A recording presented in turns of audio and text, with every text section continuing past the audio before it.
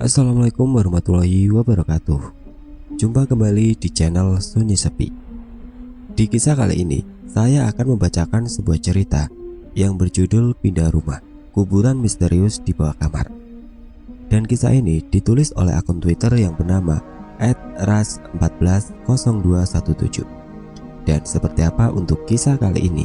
Langsung saja kita simak berikut ini.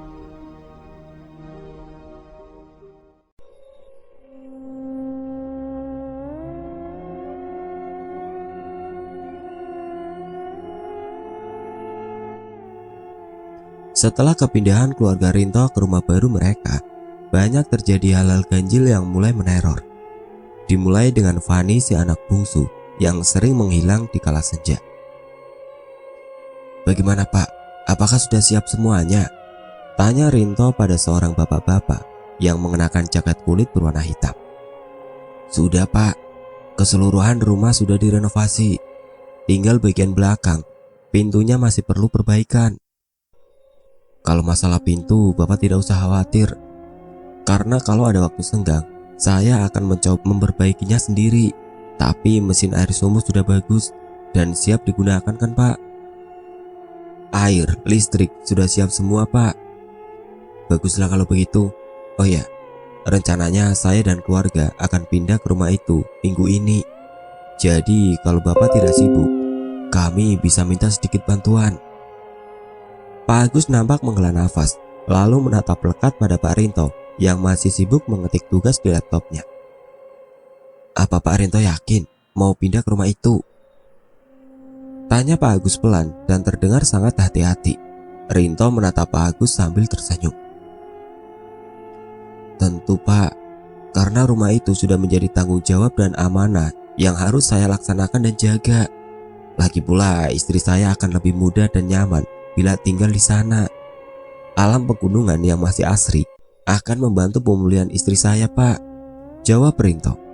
Lagi-lagi Pak Agus menghela nafas.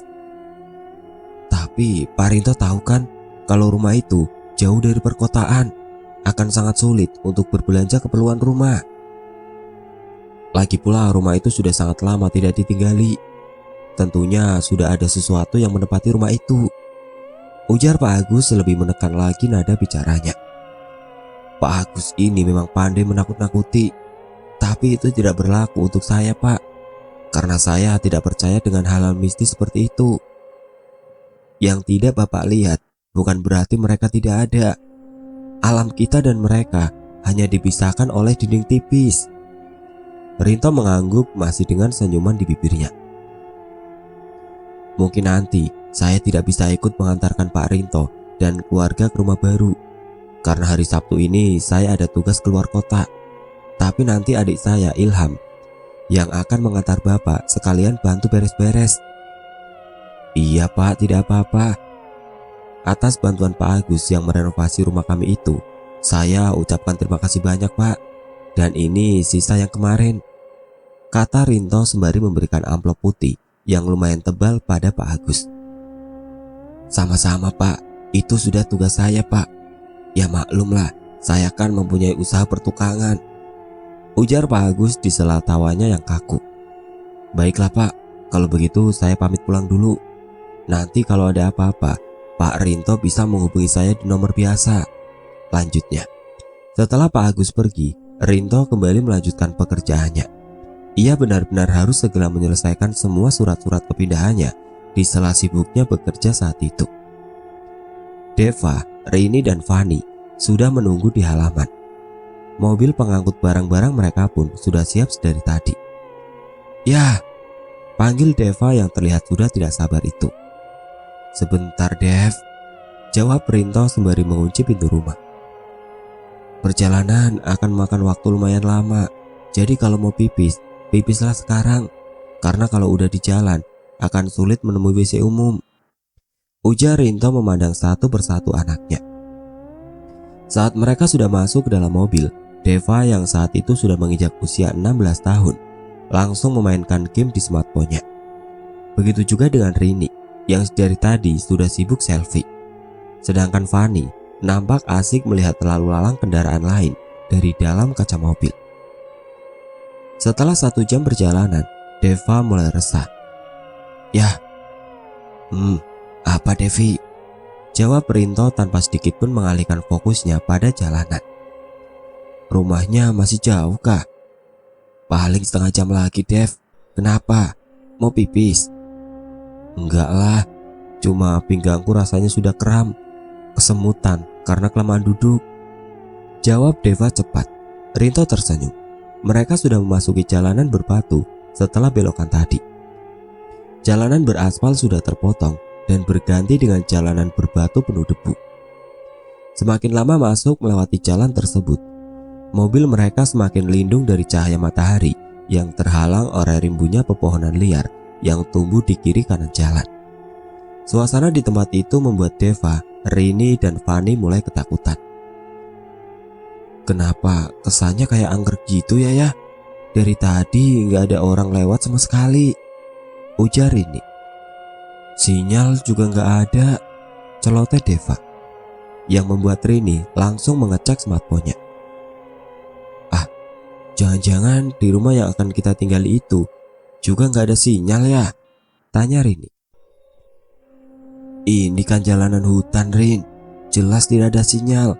Kalau di rumah yang akan kita tinggali itu ada kok. Cuma ya harus keluar rumah dulu kalau mau cari sinyal." "Ah, ayah bercanda kan? Aku gak akan bisa hidup tanpa update status," keluh Rini yang memang memiliki ribuan teman-teman online di sosial medianya. "Kakak, itu siapa?" tanya Fani seraya menunjuk ke arah salah satu pohon besar di pinggir jalan. "Kuntilanak kali," jawab Rini sekenanya. "Mana ada hantu siang-siang gini," ujar Deva. "Yang Fani lihat itu mungkin orang yang lagi nyari jamur atau lagi berburu," lanjut Deva. Tak lama setelah itu mobil mereka terhenti karena adanya pohon besar yang tumbang menghalangi jalan.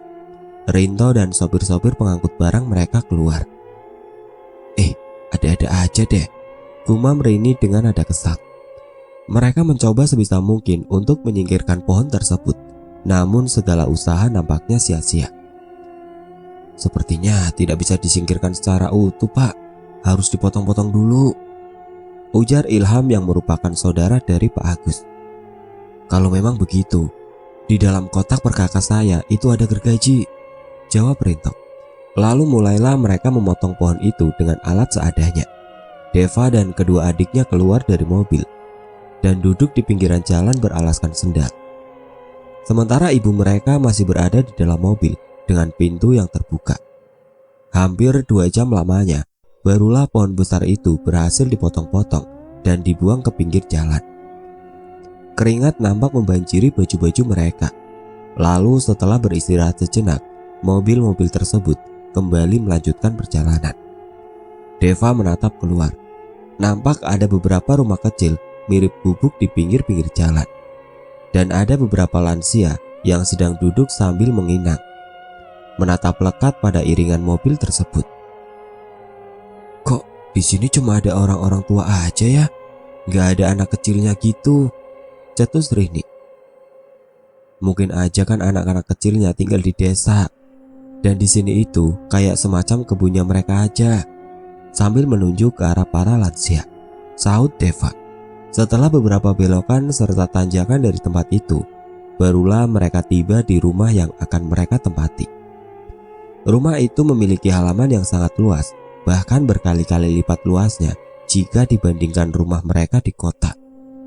Rumah itu terlihat sederhana, namun sangat indah dan rapi dengan dinding-dinding kayu ulin yang mahal. Pelataran depannya besar, dan setelah mereka masuk ke dalam rumah, Deva dan Rini semakin dibuat takjub dengan pelataran dapurnya yang sangat luas dengan pagar-pagar unik mengelilinginya. Di pelataran dapur itu, mereka disuguhkan pemandangan yang indah, pepohonan hijau dan perbukitan yang tiada duanya. "Wah, pagi-pagi sambil minum energen coklat hangat," ucap Rini. "Apalagi kalau makan indomie kuah sama telur rebus," sahut Deva. "Dev, tolong kelinci sama kucing adikmu dikeluarkan dari mobil," ujar ibunya. "Iya bunda." Deva berjalan keluar untuk mengambil kelinci dan kucing peliharaan Fanny. Sama sekali tidak ada tetangga, gumam Deva. Lalu setelah mengambil kelinci dan kucing Persia milik adiknya itu, Deva kembali masuk ke dalam rumah. Kucing dan kelinci itu ia letakkan begitu saja di pelataran dapur. Kedua pasang hewan itu seperti enggan untuk berlarian seperti biasa, bahkan sesekali mengeluarkan suara marah. Bunda, kenapa mereka marah-marah? Tanya Fanny. Mungkin mereka belum terbiasa di rumah baru, jawab ibunya. Menjelang maghrib, semua barang-barang sudah selesai dikeluarkan. Teman-teman Ilham masih beristirahat di pelataran luar sebelum akhirnya mereka semua kembali pulang. Hening, itu yang dirasakan keluarga Rinto saat Ilham dan teman-temannya pulang. Namun karena rasa lelahnya, mereka pun tertidur dengan sangat lelap sekali. Pagi-pagi ibunya sudah bangun dan memasak untuk sarapan. Telur mata sapi dan semangkok besar Indomie kuah terhidang di atas meja makan. Deva, Rini, dan Fanny terlihat sudah mulai menyantap sarapan hangat pagi itu. Ayah, mana bun? Tanya Fanny. Mungkin di belakang, mengisi bahan bakar genset, jawab ibunya masih sibuk memberi makanan pada kucing dan kelinci milik Fanny. Bunda, hari ini aku mau jalan-jalan keliling di sekitar sini ya, biar lebih mengenal lingkungan sini, ujar Deva. Boleh, asal hati-hati aja ya Dev, dan jaga kelakuanmu, jangan merusak dan mengganggu yang bukan milikmu, pesan ibunya. Oke bunda. Seusai makan, Deva langsung keluar rumah. Sebelum mengayuh sepedanya, terlebih dulu ia memutar musik dari smartphone miliknya. Jalanan masih dipenuhi kabut tipis dan udara masih sangat dingin sekali. Untungnya, Deva menggunakan jaket yang lumayan tebal sehingga rasa dingin alam pegunungan itu tidak terlalu terasa menusuk tubuhnya. Saat ia mengayuh lebih jauh lagi sepedanya, Deva berpapasan dengan seorang laki-laki tua yang sedang berjalan sambil membawa pacul. Selamat pagi kek, sapa Deva dengan senyum hangat. Lelaki tua itu menatap Deva dengan lekat tanpa senyum sedikit pun. Pergi, jangan kemari, bentaknya membuat Deva kaget setengah mati. Ya ampun, ini kakek-kakek kenapa? Gumam Deva sembari mengelus dadanya. Mati kamu, teriak kakek itu parau. Deva yang takut kalau terkena hantaman pacul milik si kakek langsung menjauh pergi. Dan dari kejauhan, ia masih bisa melihat kalau si kakek tengah menatapnya dengan tajam. Jalanan di depan mulai gelap, ditambah lagi dengan kabut yang semakin tebal, membuat Deva terpaksa harus berbalik arah. Namun ia masih takut kalau si kakek aneh yang mungkin agak kurang waras itu tadi masih menunggunya. Deva sengaja memperlambat kayuan sepeda. Kadang-kadang ia berhenti untuk mengambil foto pemandangan sekitar. Dan saat ia sedang asik melihat dua ekor kadal pohon yang berwarna hijau di pohon pinggir jalan, tiba-tiba terdengar suara teriakan seorang wanita yang menggema, membuat Deva melihat ke sekeliling. Rin, jangan bercanda, teriak Deva yang mengira itu suara teriakan Rini, adiknya. Namun tidak terdengar jawaban sama sekali. Lalu dari arah semak sekitaran pohon yang tidak begitu jauh dari tempat Deva berdiri, mulai bergoyang-goyang seperti ada seseorang di baliknya. Gak lucu tahu ah, bentak Deva kesal, lalu segera menaiki sepedanya. Baru beberapa kayuhan saja terdengar lagi suara teriakan. Dan kali ini diikuti dengan munculnya seorang perempuan berambut panjang yang berlari kencang ke arah Deva. Deva yang merasa ada seseorang berlari ke arahnya pun segera menoleh ke belakang dan astaga! Teriak Deva kaget, lalu dengan kecepatan tinggi, ia kayuh sepedanya melewati jalanan berbatu tersebut. Saat sudah cukup jauh, dan Deva merasa kalau perempuan tadi sudah tidak mungkin lagi mengejar, ia pun menghentikan kayuan sepedanya. Namun, baru saja beberapa kali menghela nafas, dari arah semak di samping Deva berdiri, muncul perempuan aneh tadi, yang langsung saja menyerangnya. Deva terjatuh bersama sepedanya, dan ditindih oleh perempuan tadi. Beberapa kali Deva terbatuk karena lehernya yang dicekek oleh perempuan itu. Deva yang ketakutan berusaha melawan. Ia menarik rambut panjang si perempuan misterius dengan sekuat tenaganya. Tapi semakin kuat Deva menarik rambut dari perempuan itu, perempuan tersebut malah membenturkan kepalanya ke kepala Deva. Beberapa kali Deva berteriak kesakitan. Ia terus mencoba melawan dan melepaskan diri dari si perempuan aneh itu. Tapi perempuan tersebut sangat kuat. Bahkan terasa berkali-kali lipat lebih kuat dari laki-laki pada umumnya. Kepala Deva terasa pening. Pandangannya pun mulai berkunang-kunang. Darah merembes keluar dari lubang hidungnya.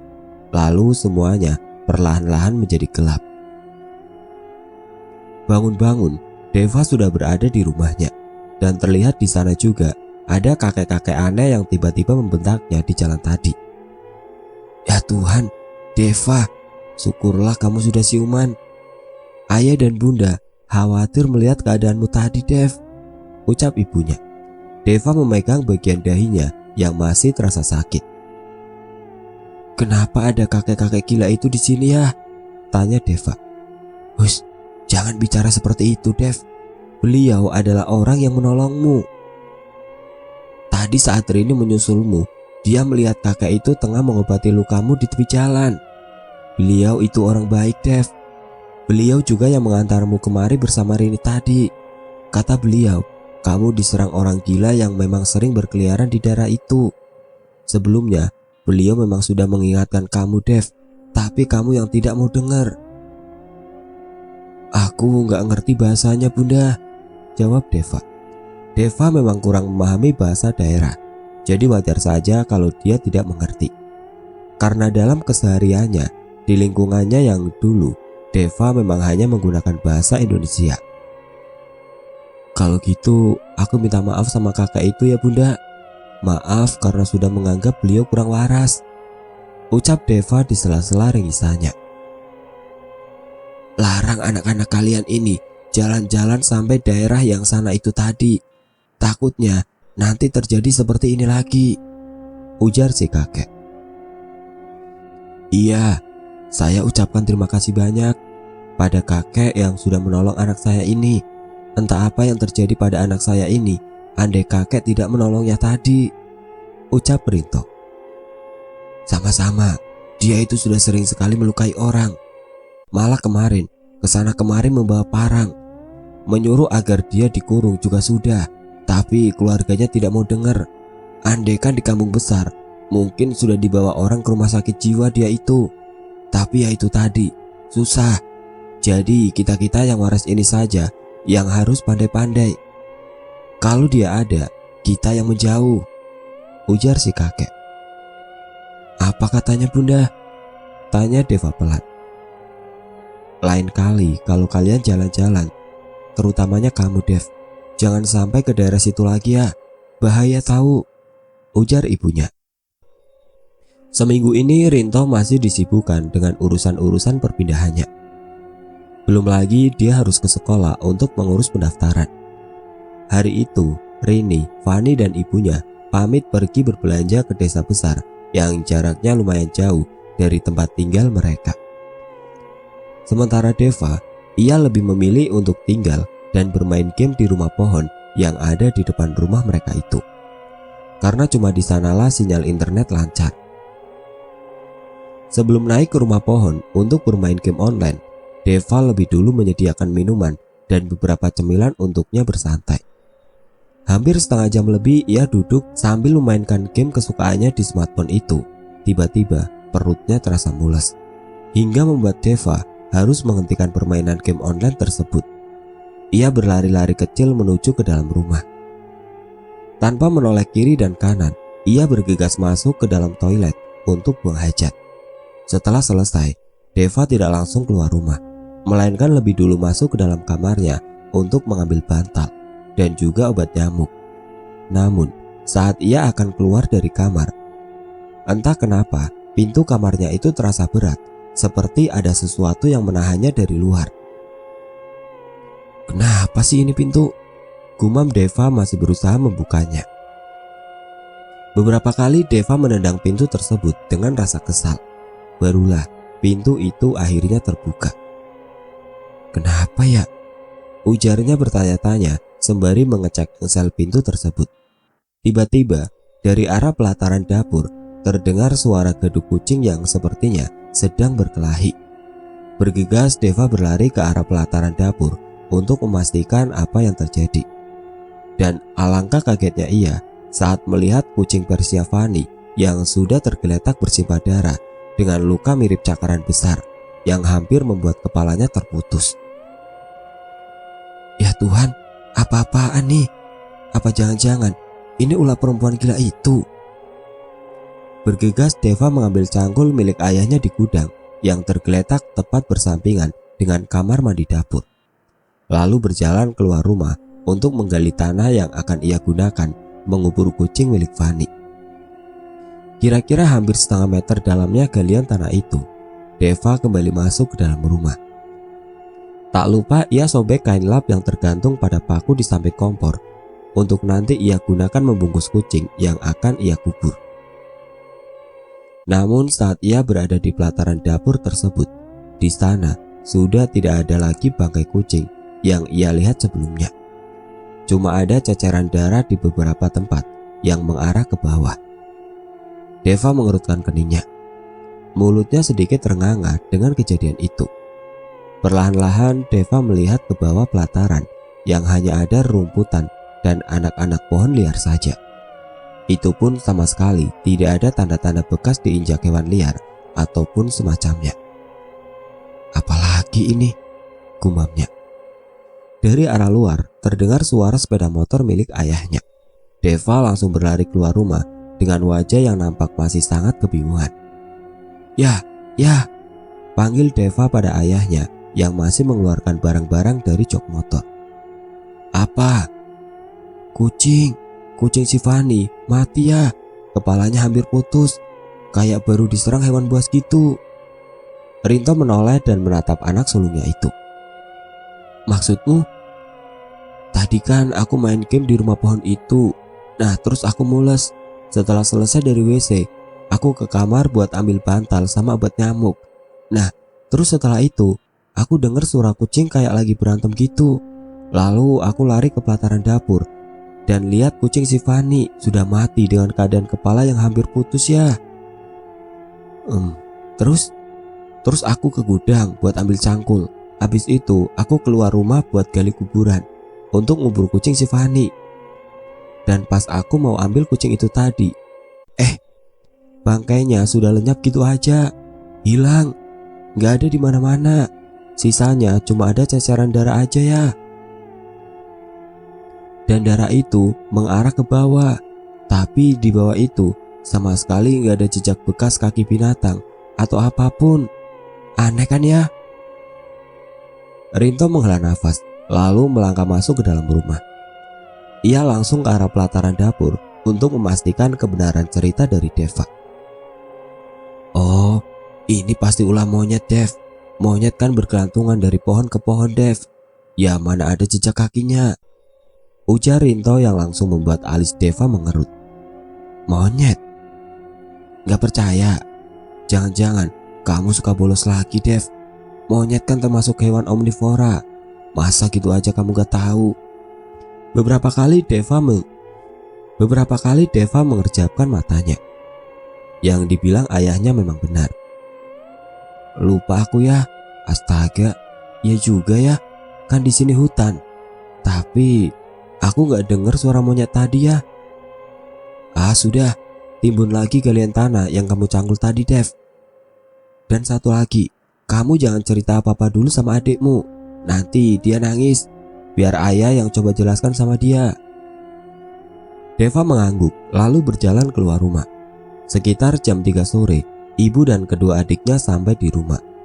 Deva segera turun dari rumah pohon untuk membantu ibu. Persediaan beberapa bulan, Ibu? Tanya Deva seraya tersenyum. Angkut saja. Oh ya, itu telurnya, hati-hati pecah ya, Dev. Setelah selesai membawa masuk semua belanjaan ibunya, Deva duduk di pelataran luar sambil bersiul. Kak Dev, kakak ada lihat Milly nggak? Tanya Fanny. Deva menoleh sambil menggigit bibirnya. Deva menggeleng pelan. Nggak tahu, Tadi kakak kan di rumah pohon, jadi nggak tahu kucingmu kemana, jawab Deva. Milih, Pus, panggil Fani dengan polosnya. Deva merasa bersalah karena sudah berbohong pada adik bungsunya itu. Tapi mau bagaimana lagi? Jika ia ceritakan kalau kucing itu sudah mati, pasti Fani akan menangis tidak berhenti. Deva masih asik mandi sambil bernyanyi ketika matahari sudah perlahan-lahan mulai terbenam. Fani, panggil ibunya, terdengar sampai ke dalam kamar mandi. Kenapa bunda? Tanya Deva sembari membuka pintu kamar mandi. Kamu ada lihat Fani enggak? Dari tadi bunda panggil-panggil adikmu enggak dijawab-jawab. Loh, bukannya tadi masih main dekat kurungan kelinci itu pas aku mau mandi? Jawab Deva. Iya, bunda juga tahu. Tapi setelah bunda tinggal sebentar buat ambil obat nyamuk tadi, Fani sudah enggak ada, Dev. Masa sih? Mungkin lagi main kejar-kejaran sama kelincinya kali bun. Bentar ya, aku pakai baju dulu. Habis itu Deva cari Fani, ujar Deva seraya berlari ke arah kamarnya. Fani, jangan ngumpet di waktu senja gini Devan. Pak Mali tahu, panggil Deva. Cukup lama Deva, Rini dan kedua orang tuanya mencari-cari keberadaan Fani, tetapi tidak kunjung ketemu. Gak ada ya, ujar Deva. Ya Tuhan, coba kita cari di luar rumah Dev. Siapa tahu Fani keluar mencari kucingnya, kata Rinto. Setelah Deva dan ayahnya keluar rumah, dengan hanya berbekal senter, Rini masih berusaha menenangkan ibunya yang sudah menangis sesegukan itu. Bundanya jangan nangis dong, Fani pasti ketemu kok, ujar Rini bergetar. Sementara di luar, Deva dan ayahnya berpencar untuk mencari Fani. Sekelebat bayangan berwarna hitam tersorot senter yang dipegang oleh Deva. Karena takut kalau bayangan tersebut adalah perempuan gila yang menyerangnya waktu itu, perlahan-lahan Deva berjalan mundur dan bersiap-siap jika sewaktu-waktu ada yang menyerang. Gimana Dev? Tanya ayahnya mengagetkan Deva. Deva menghela nafas lega. Gak ada ya, jawabnya kemudian. Keduanya berjalan pelan menuju rumah dengan raut wajah penuh kekhawatiran. Di dalam rumah, Rini yang masuk ke dalam kamar untuk mengambil lotion anti nyamuk itu dibuat kaget dengan keberadaan Fani yang sedang bermain sendirian di dalam kamar. Bunda, teriak Rini. Mendengar teriakan Rini, ibunya bergegas lari ke arah kamar, disusul oleh Deva dan ayahnya. Mereka semua nampak kaget dan sekaligus senang saat melihat Fani. Kemana saja kamu, Van? Kami khawatir nyariin kamu, nak, ucap ibunya seraya memeluk tubuh mungil Fani. Namun saat tangan ibunya menyentuh tubuh Fani, ada banyak sekali lendir berbau busuk yang menempel di bagian punggung belakangnya. Bingung melihat lendir menjijikan itu, ibunya bergantian menatap ke arah Deva, Rini, dan suaminya berdiri. Dari tatapan itu, seakan-akan ia bertanya tentang apa yang terjadi pada Fani. Fani, kamu dari mana aja dek? Kok tubuhmu ada lendirnya gini? Tanya Deva pelan. Fani menghentikan permainannya lalu menatap Deva sambil tersenyum. Aku gak kemana-mana kok kak. Dari tadi aku di sini. Seru deh main sama tante cantik, jawab Fani yang membuat Rini dan Deva melotot.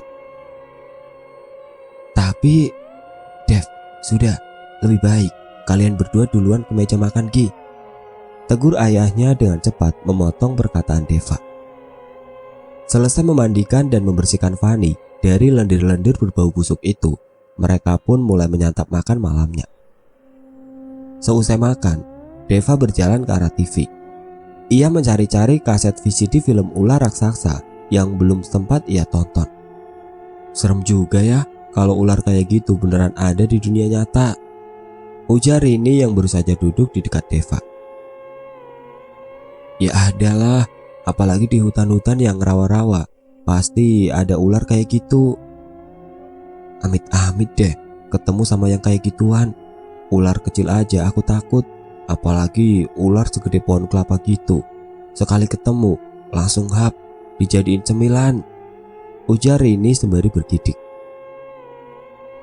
Malam-malam gini sambil nonton enak nih kayaknya, minum coklat hangat. Mau sekalian dibuatin gak Dev? Boleh tuh, kan jarang-jarang seleb Facebook bikinin minuman, sahut Deva berkelakar. Setelah Rini pergi ke dapur, Deva melanjutkan nonton film ular yang sedang menayangkan beberapa orang yang berjalan menyeberangi rawa-rawa. Dan terlihat di sekitar mereka ada seekor ular besar yang sedang berenang menunggu waktu yang pas untuk menyantap orang-orang tersebut. Saat adegan memperlihatkan seorang laki-laki paling belakang yang ditarik oleh ular itu, tiba-tiba suara Rini mengagetkan Deva. Kamu percaya kalau mereka itu ada? Tanya Rini yang tepat berdiri di belakang tempat duduk Deva.